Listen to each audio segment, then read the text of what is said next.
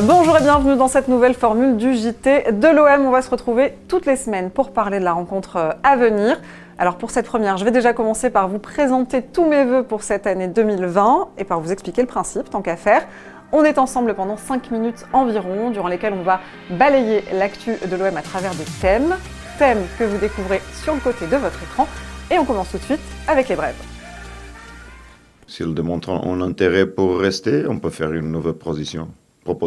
Mais je pense que de la part du club, maintenant, notre dernière proposition n'était pas acceptée. Alors, je pense qu'Andoni l'a retirée. Liadji, c'est fini, la question se pose davantage encore après les déclarations du coach olympien. L'OM a donc rompu les discussions avec le jeune attaquant Isaac Liadji, comme l'annonçaient nos confrères de RMC Sport en début de semaine. Direction la réserve olympienne, donc pour l'heure, pour le jeune international français. Si vous vous souvenez, au début, j'ai rongé mon frein, comme on dit. Pardon. Présent hier en conférence de presse avant la reprise du championnat, Valentin Rongier a donc osé cette expression apparue au XIIe siècle, utilisée pour parler des chevaux forcés au repos qui, trépignant d'impatience, rongeaient leur mors, M-O-R-S, également appelé frein. Donc Valentin, ne t'excuse pas, grâce à toi on se couchera à moins bête ce soir. C'était le premier match pour moi au Vélodrome. Peut-être que j'étais un petit peu à l'Orange Vélodrome. Je suis désolé. Ouais, mais il a dit Vélodrome aussi. Par contre, ce match contre Rennes, ce ne sera pas à l'Orange Vélodrome, mais bien au Roazhon Park ce soir en ouverture de la 20e journée de Ligue 1.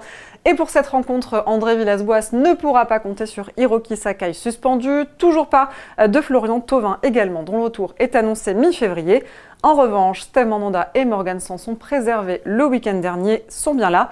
Et puis 3 joueurs seront sous la menace d'une suspension, Jordan Amavi, Bouba Kamara et Dimitri Payet. Est-ce que Marseille c'est devenu un peu un concurrent direct pour le Stade Rennais en championnat? Non, je pense que la question c'est de savoir si Rennes est un concurrent direct pour Marseille. Parce que j'inverserai la question et pour l'instant je vous dis non.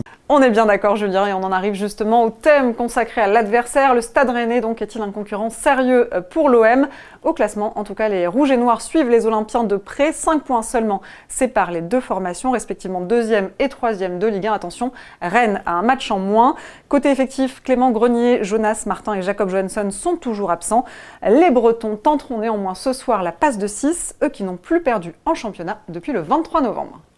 Et puis Rennes, tenant du titre en Coupe de France, retrouvera le week-end prochain, après l'OM, un autre club marseillais, l'Atlético Marseille, qui évolue en National 3. Il en est aujourd'hui l'un des actionnaires et il nous fait le plaisir d'être avec nous par téléphone. Souleymane Diawara, l'ancien défenseur de l'Olympique de Marseille. Souleymane, bonjour. On va parler ensemble de l'OM, évidemment, mais avant cela, un mot, une réaction sur ce tirage au sort. Vous affronterez donc le Stade Rennais en 16e de finale, je le disais, de Coupe de France le week-end prochain. Alors, satisfait de ce tirage ou pas ?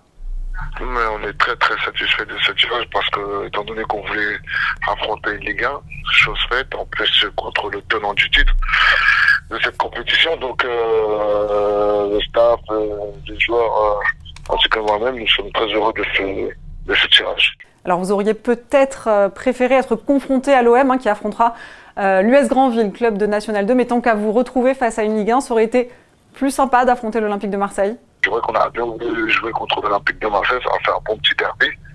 Bon, on est tombé sur Rennes, qui est aussi une grosse équipe, mais c'est vrai qu'en tant que Marseillais, on a préféré tomber contre l'Olympique de Marseille.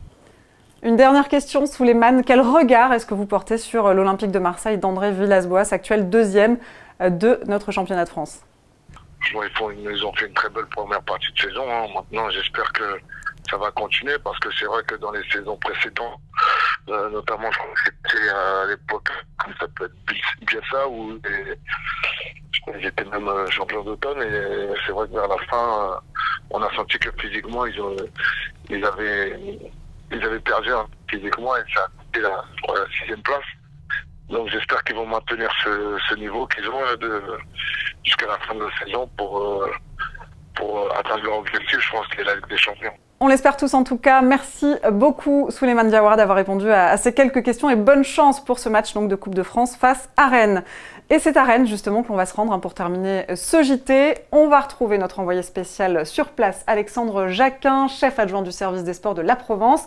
Alexandre, bonjour. Alors, quelles sont les dernières informations à quelques heures du coup d'envoi de ce match entre le Stade Rennais et l'Olympique de Marseille?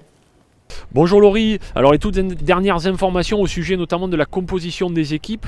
Boubacar Kamara devrait être préféré à Kevin Strootman devant la défense en tant que sentinelle. C'est un poste qu'il a souvent occupé ces dernières semaines. Et le néerlandais, on connaît son côté, sa fragilité, notamment au niveau des genoux. Le terrain du Royston Park est en mauvais état, ça peut peut-être pencher donc en faveur de Boubacar Kamara. Autre incertitude et autre interrogation, qui évoluera sur le flanc droit de l'attaque? Ce peut être Nemanja Radonjic, ce peut être aussi Valère Germain.